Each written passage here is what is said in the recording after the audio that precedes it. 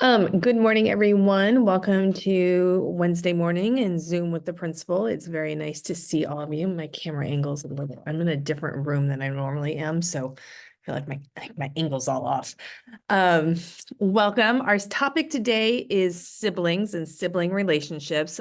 Before we get into that, couple of announcements. Actually, I guess just one big announcement. Next week, I'm changing it up a little bit. We are not going to have our regularly scheduled Wednesday morning Zoom. What's going to happen instead on Tuesday morning or Tuesday evening, Teresa Marquez, who's the Associate Superintendent of Eastside Union High School Districts, is coming to Piedmont Hills. She's going to talk about the district's LCAP plan.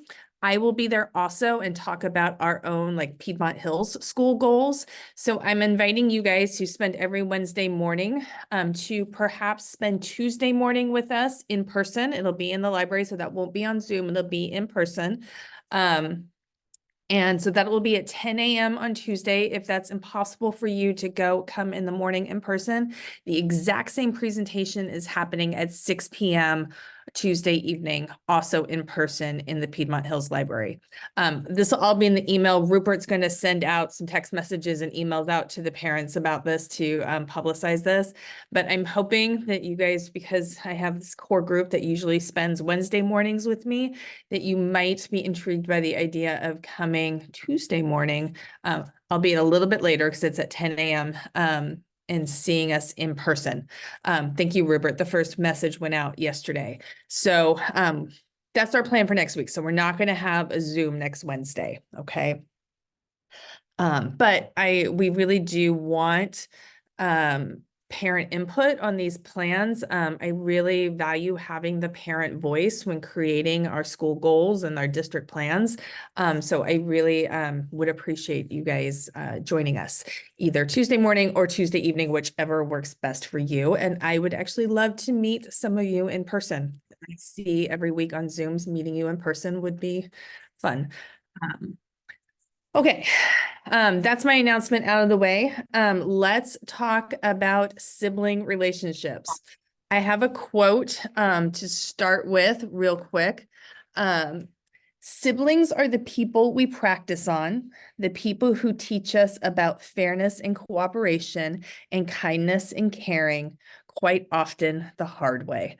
And so I just love this because I think, you know, and I'm not an only child. I have a younger brother. He's 2 years younger, about 22 months younger than I am. And I love my brother. I do, but he is the person in the world that will make me the maddest. That just can enrage me in ways that like no other person in the world can. And it's really remarkable, those sibling relationships. And they're very complex relationships when you really think about your sibling relationship. They are very complex. Your siblings are the people that are in your life the longest. These are the longest lasting relationships in your life, from early childhood through old age. And I think like it's just a remarkable topic. This is last year we did this topic for the first time. It was a suggestion from a parent to talk about this. And Yvonne and I are like, well, we've never talked about this. And we like neither one of us had really kind of like delved into like thinking about sibling relationships. And it's such a complex topic that it's become something that I really have become fascinated about and thinking about. Yvonne, what do you have to say about sibling relationships? It was funny. I was reading a couple studies last night and just about like sibling relationships and how the comparison between siblings actually leads to like negative behaviors. And it just like this whole flow of like the siblings, my dad and his siblings, me and my siblings, my kids and their siblings. And it's just like there still is so much comparison. And it's almost like I've labeled my kids in a sense, like the easy one, the hard ones, and so I think a lot, and I think we talked about this before, is I think a lot of the negative parts of my boys' relationships with one another stems from how I treat them differently and talk about them differently. And so that's been something over the years that I've kind of noticed and started to acknowledge that, like, wow, I have a big influence in how they see each other, how they respect each other, how they interact with one another. And I've seen their relationship grow over the years despite my, negative comments on it. um they're so different. Like it blows my mind. Like, I always think that I always tell people this, like my first two kids, I thought I was like the perfect mom who had it all together. And that's just, it must have been me of why they love school and do so well. And then number three came along and I just like questioned every parenting decision that I've ever made. Like I did the same things. Why aren't they working the same way? And so realizing how much, I've had to adjust to just them being so different. Yeah. So it's been a lesson for sure. Yeah. And it's interesting. And so I like a lot of the same, I think Yvonne, you and I probably read some of the same studies. There's a lot of correlation, and I'm going to come back to that word correlation, with people who have difficult sibling relationships to increase substance abuse, increase in mental health issues. Now, again, like there's, and I think we've talked about this before, you always have to be careful about the difference between correlation and causation. You know, so just because somebody has difficult sibling relationships does not mean that they will have substance abuses or mental health issues. It could be that, maybe it's the reverse, like they have a substance abuse problem and that's what's causing the strife in the sibling relationship. So, but I think it is interesting. And I think, you know, I don't know. Well, Yvonne, let me ask you this. How is your own relationship with, I know you have a sister. Do you have any other, like, do you have I one have, sister? Yeah, how many? I have two sisters. Okay, two sisters. Sorry, you cut off a little bit. Two sisters. So how is your relationship with your sisters? Yeah.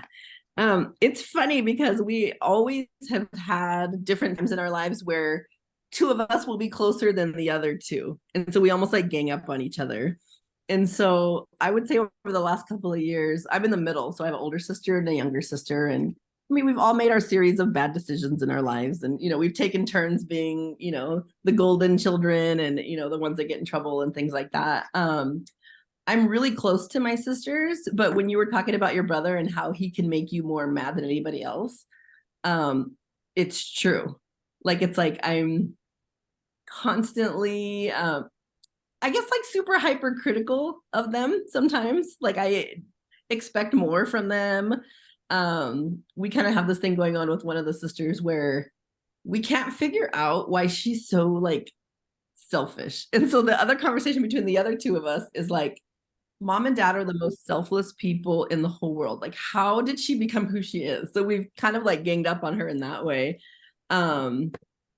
But they're probably the people in my life that I have the most difficult conversations with. They're the people in my life who are the most honest with me. They don't like walk on eggshells. They just tell it like it is. And I hate it and I appreciate it so much to have that relationship. And it's like they are the people that have been the constant in my life, like it or not. Some years better than others.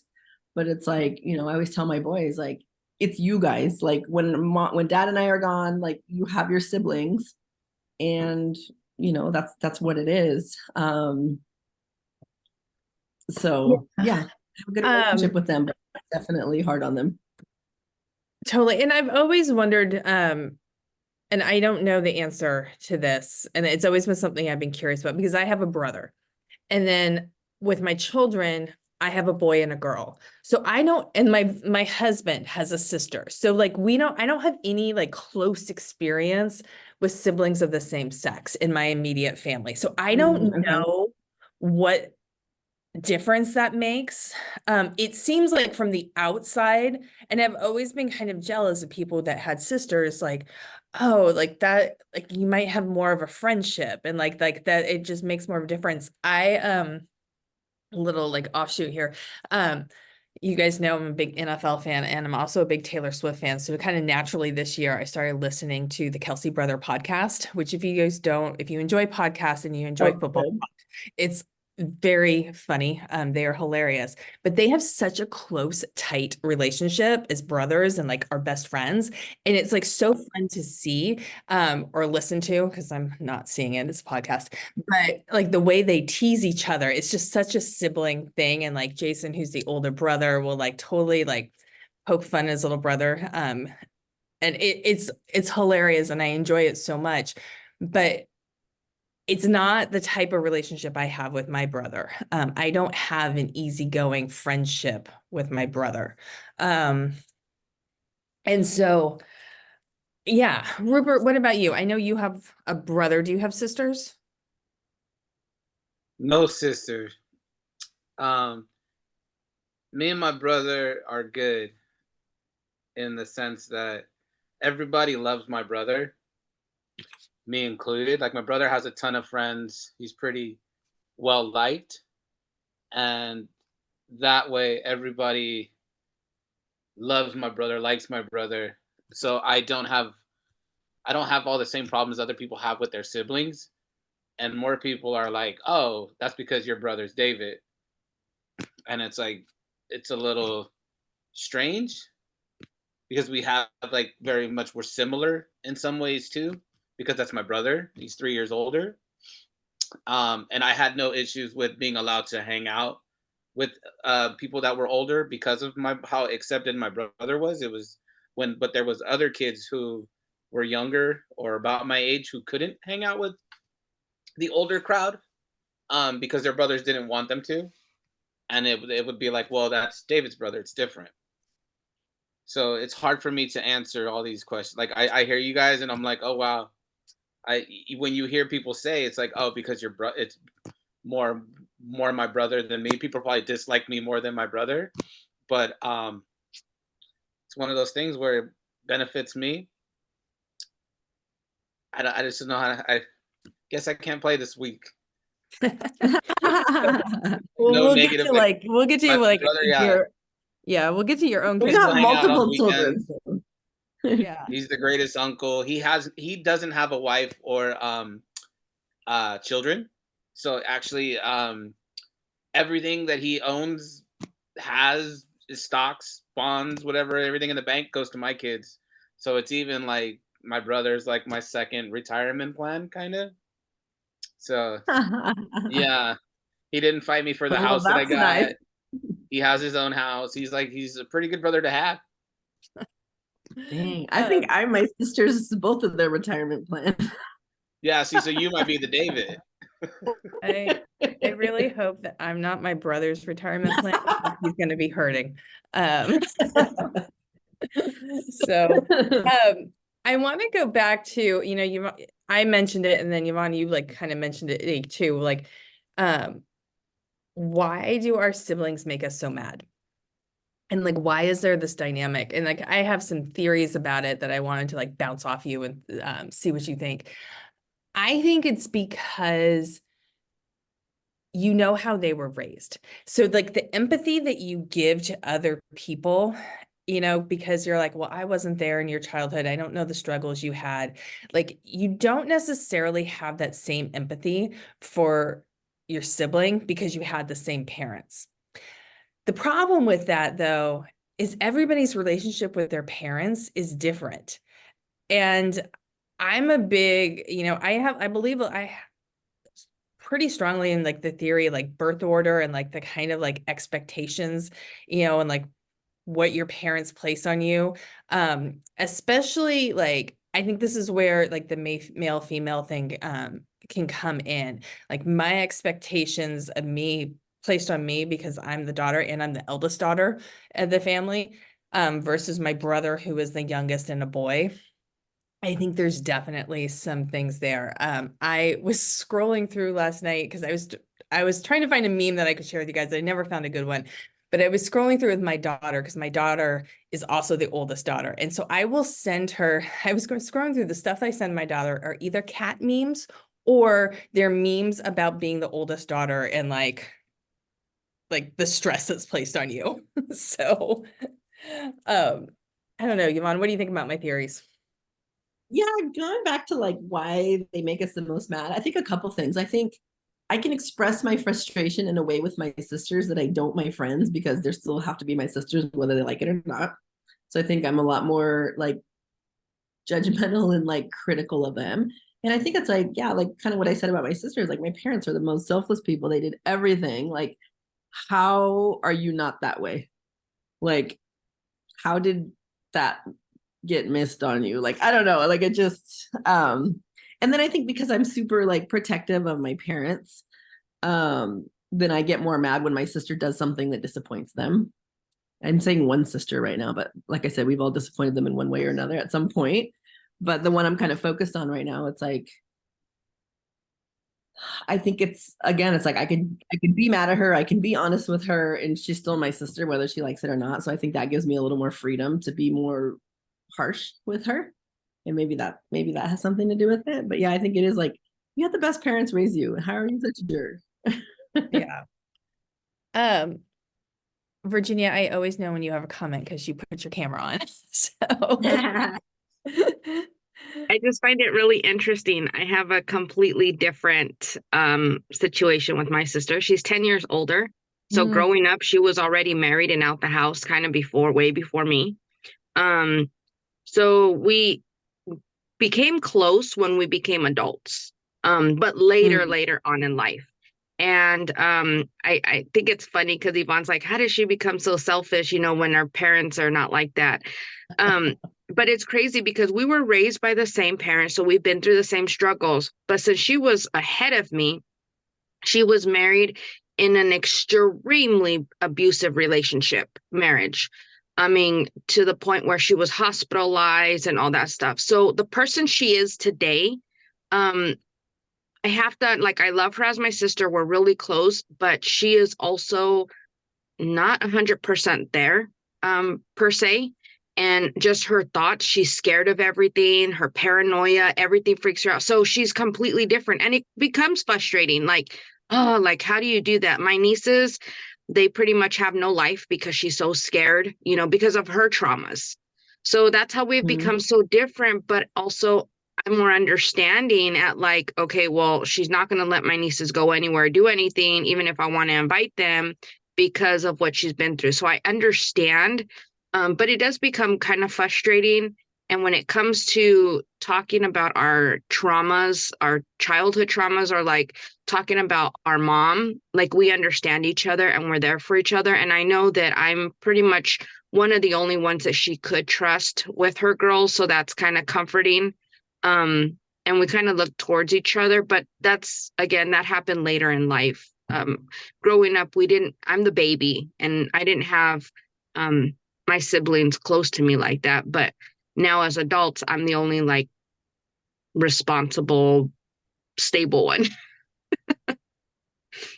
Yeah, it's a lot about like it's like how you've coped with your traumas, right? Like we've all been through the same things mostly that our siblings had, and like some of us are more resilient than others, or some of us cope in different ways. And so it's interesting, just like in so many ways are we different from our siblings, but really just like, that was awesome because it gave me a little bit more like compassion for my sister. I'm like, okay, she's different than I am. Maybe that's where this is coming from. Well, and I think, I was listening to you, Virginia, and I was thinking like, I think what it is with our siblings is we get very quickly frustrated with them. Like our patience for them, like there's a very short string before like I'm like personally, like, I'm gonna say something or I'm gonna like blow up and get like really frustrated.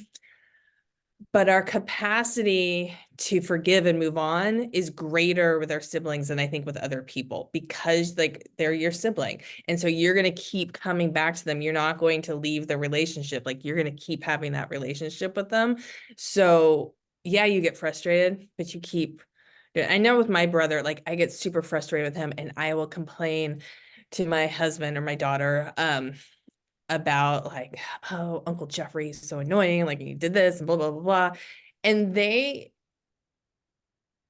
And then they're always like, well, why do you keep, well, especially my daughter, because, you know, she's younger and she's like, well, why do you keep like reaching out? Why do you keep like doing, and I'm like, because he's my brother. Like, and I just have to, like, I'm just, yeah, he's frustrating and can be super annoying, but he's my brother. I'm just going to keep doing that.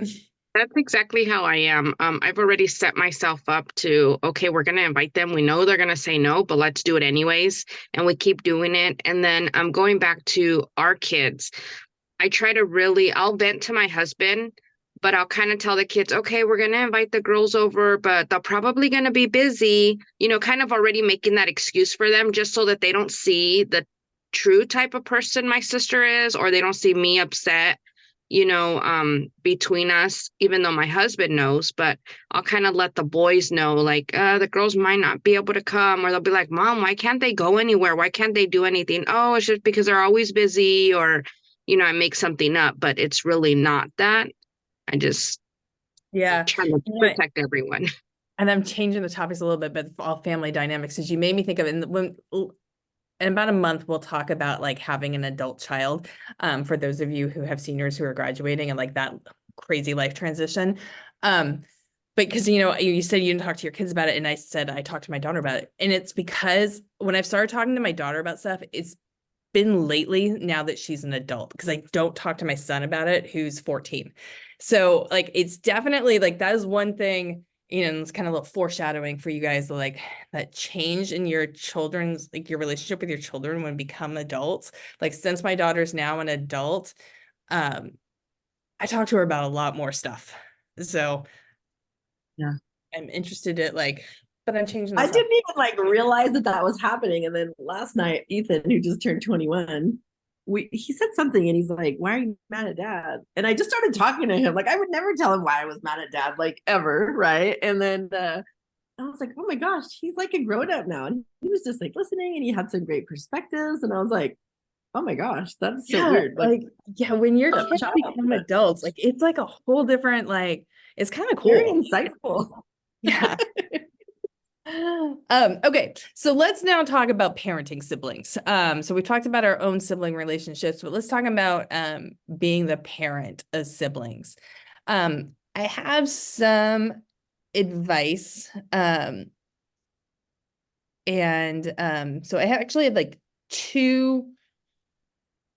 Oh, I can't read my notes. I have like 4 pieces of advice. And so, Yvonne, I'm going to test them on you and see what you think. Um, Okay. So the first one is avoid behavior that can be seen as favoring one child. And I have a quote that goes along with this. Perceptions of favoritism also exasperate conflict during times of stress, such as when caring for parents later on in life. And I think that really hit me because like I've been going through that and caring for my parents, and like I always like as a child thought that they favored my brother, that they were so much like more lenient on my brother, that like he didn't have the same punishments that I did. And I'm like, and definitely like my conscious, like, you know, like logical self says I'm the one that lives a block away, I'm the one that's closer, so of course I'm picking up the slack. My brother lives 2 hours away, like of course he can't do the day-to-day things. But like that unconscious part of you that's like resentful is like once again I'm picking up the load, my brother never has to do anything. So definitely, but the point is like as much as you can as a parent to avoid any perceptions of favoritism. So like doing things like doling out different punishments for stuff or having different grade expectations. And it may be like totally like logical that you might have different, like let's take grades. If you have one child that is like just naturally gifted and they're super smart and like school is easy for them and they just like get all A's and B's like with very little effort, but then you have another kid or another child that's maybe got a learning disability, school's a lot harder. Of course, you're going to have different grade expectations. The point with like favoritism is actually to talk about this as a family and like put it all out in the open about why you might have different expectations. Yvonne, what do you think about that? Yeah, I think that's another one of the like guilty for me is my youngest one is on the autism spectrum. He's super high functioning. He has the ability to do well in school. He hasn't really done as well in school as the other two. And my kids noticing how much harder I am on them, like my expectations are higher, which is unfair to the youngest too, right? To even admit that. But I think my older two have always felt like I baby the baby and that I don't push him as hard and he doesn't get as many, punishments as they've gotten. And it makes them resent him, and it's definitely tainted their relationships. And so I think from them the perception is favoritism, and just hearing you say like, oh yeah, if that's a dialogue, they know why I'm probably more lenient on him, but I don't know that they still feel like that's fair. So maybe they give him more credit for being capable of doing things than I had. But it definitely has created a lot of conflict. And it really wasn't until probably the last year that my older two are getting really close to my youngest. And I wonder like how much I had to do with that. And it makes me feel bad. But it's shifting a little bit now. Yeah. I think sometimes it's hard. Like you don't even realize sometimes that you're doing it. And then like one of your kids calls you on it. Like an example in my own family, my kids, obviously they never went to high school together. It's a 6-year age gap, but my daughter always had to walk to school. It was expected, like we live a mile away from the school. Like the expectation was my daughter got herself to school. My son, on the other hand, one of us, is usually my husband, drops him off every morning. He does have to walk home, but he gets dropped off at school. And it was actually Nathan who like pointed that out. And he's like, that's kind of screwed up that you made Hannah walk to school. And I was like, what? And I had to like think back, and I was like, you know what? The school day started earlier when Hannah was in school. Because we have like now school starts at 8:30. Like I actually have we have more time in the morning now to be able to drop him off than I did when Hannah was in high school. And so like that was like I had an explanation for it, but like just on the surface for my kids, it could seem like, oh, we're favoring Nathan because we're driving him to school, but we never drove Hannah to school. So like in something you don't even realize like you're doing it, right? Totally. I have that 100%. And it's just all about communication.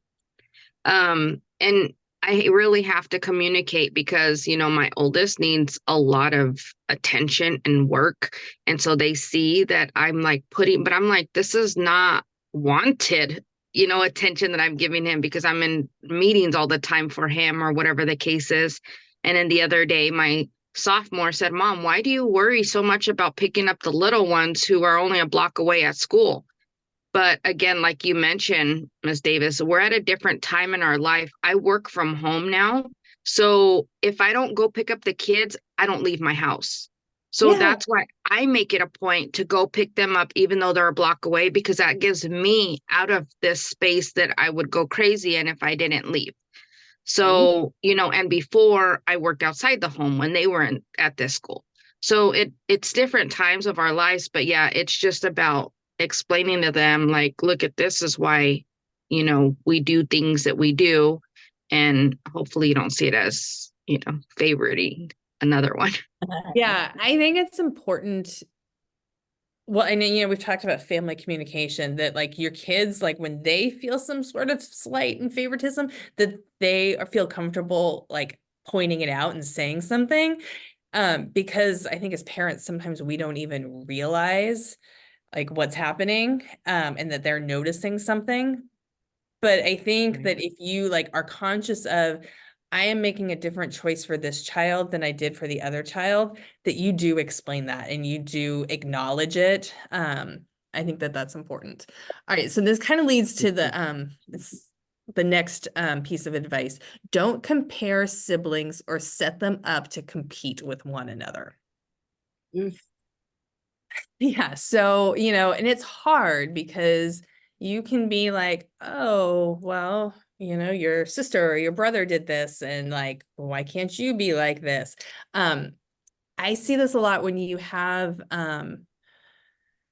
the older child that's more successful, like they got into a good college, and so now like the expectations, and a lot of times with this, the younger sibling may just be feeling it upon themselves, and it may not be something that the parent really is thinking, but I think it's important that, again, that communication piece, that, hey, we don't have the same expectations, but I guess you would like, you want to phrase that in a like nice way. Like you don't want to say like, we don't have the same expectations for you because you're dumb.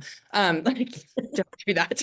That would be bad. But like, just, like, I think just like treating and like making sure that your kids know that you see each child as an individual that has their own individual path. That's a much nicer way of saying that.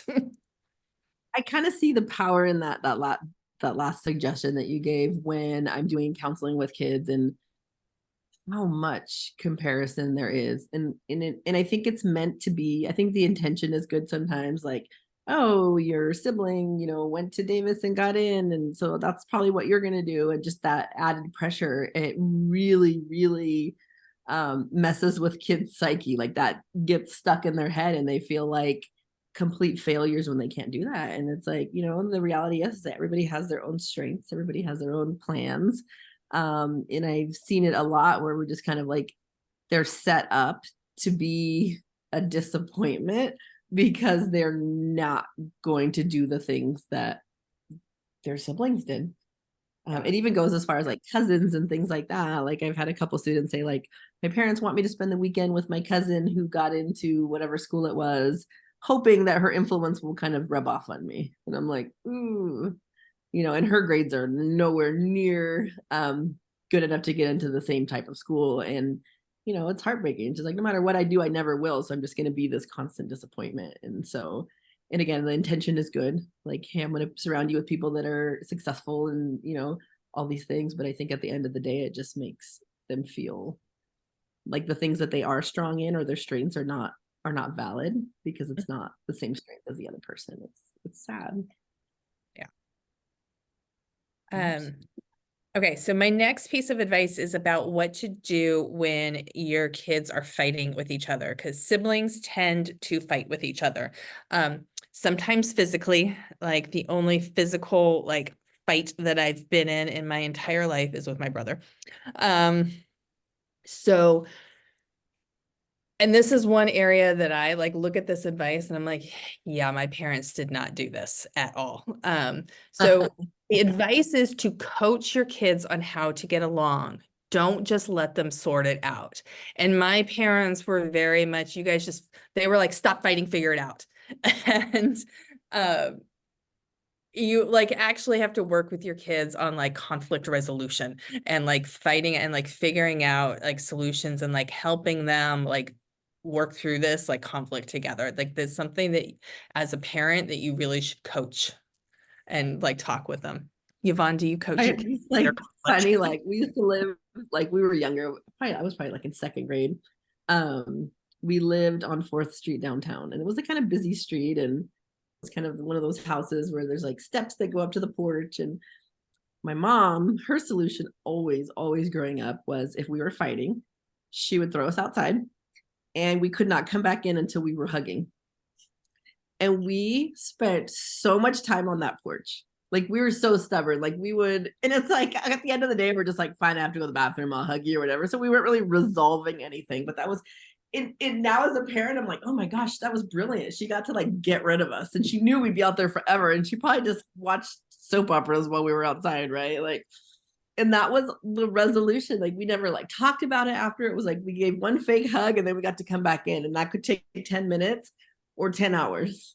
So let me ask and then people you, drive. how are you now? Now I know you are a social worker and like you like mental, health and therapy is your living, but how are you now in resolving your own conflicts? So this is my point with this is like it goes to the theory of like your relationship with your siblings are like laying the groundwork and foundations of how you deal with relationships later in life. And so learning as a child how to deal with conflict with your sibling is actually going to give a strong foundation to conflict later on. And like that's why we should like coach them through this and help them through this and not just let them figure it out. Mm-hmm. Huh. Yeah, I don't know how much my mom was thinking about resolution as much. She was probably thinking about like quiet. Oh, for sure. I know that's what my mom was thinking. For sure. I mean, and I'm very sympathetic to that. Like, I mean, I like people, kids screaming in my house. I wouldn't be able to deal with that. No way. Virginia, your hand is up. So I do conflict resolution with my kids. We do talk things out. And we do come to an agreement. Why are we fighting? How can we resolve this? All that stuff. The problem I have come across with my senior is he wants to do conflict resolution with his friends or girlfriend, and they don't know how to handle that. And so then it becomes a different type of problem because he wants to talk things out. He wants to sort things out. He wants to get things, resolved. And the next person doesn't know how. It hasn't been, taught that. So Yeah. Or maybe the other person needs space, right? Like that doesn't. It's bittersweet. So, but yeah, it Totally. definitely does help. I'm a huge communicator and just, and I always teach the boys that this is all we have. Like we got to have our brothers back or our siblings back at all times. That's a really good example of unintended consequences. I like that. Well, I mean, I guess that's why we have Yvonne and Miss Cruz here to like help them with conflict mediation. So Right. okay. My final piece of my final piece of advice is shared family activities, that it's actually really important to spend time together as a family, like the whole family, where all the siblings are together. And so whether it's a family vacation or you like have like a family game night or even like you have family dinner, like where it's like there's something that you guys are all doing together. This is some families like just do this and this isn't like that big of a deal. This is actually more like this is something that I look at and I'm like, I need to putting more effort into this.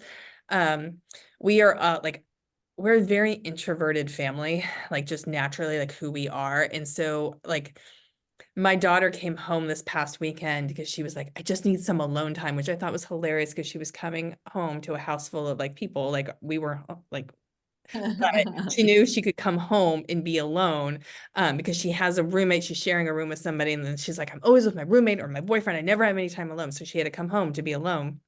And I was laughing about that because we are people that like, there's 4 of us in the family and we will be in 4 different corners of the house and like go hours without talking to each other because we're just doing our own thing. So we like, this is something that we probably need to like have more time together. So Yvonne, I feel like your family does more stuff together. Well, it's funny because when the kids were younger, we always took them on solo trips for like money purposes. Like it was cheaper to just take one. But a couple of weeks ago, we did a whole family trip to Japan and it was amazing. And I made them not have their phones for most of that trip, all of us. And it was kind of fun to just like explore and, that kind of thing. The other thing we started doing, this is our goal once a month, is we started doing escape rooms. It's hilarious. And the family seems to think that I'm the problem because they went without one time and they got out. And usually when I'm there, they don't. But it's been hilarious. It's been so much fun. Such a good idea. That's actually something that my 14-year-old boy, because I always like, God, what will Nathan actually be into? He would love it. Your husband would love it. He actually would be super into that. That's a really good idea. I'm gonna but it's weird, Mom, when you weren't there, we were so successful. There was nobody like trying to boss us around. I was like, oh wow, okay, have fun. But just things like that. Like even like sometimes I'll just take all the boys, like my husband travels a lot right now, so it's mostly the 4 of us, me and the boys. Even just like last night we went and got frozen yogurt, stopped at Target, and it was cool. We just were all hanging out and it's something that now that all of them are getting along better and they're not so mean to the youngest one, it's been really fun to just like spend time together. And the fact that they're getting older and they still want to hang out with me is pretty cool. That is. All right. Well, that is all my advice. I don't know if anybody wants to like has any questions or wants to put anything in the comments about your thoughts on this topic.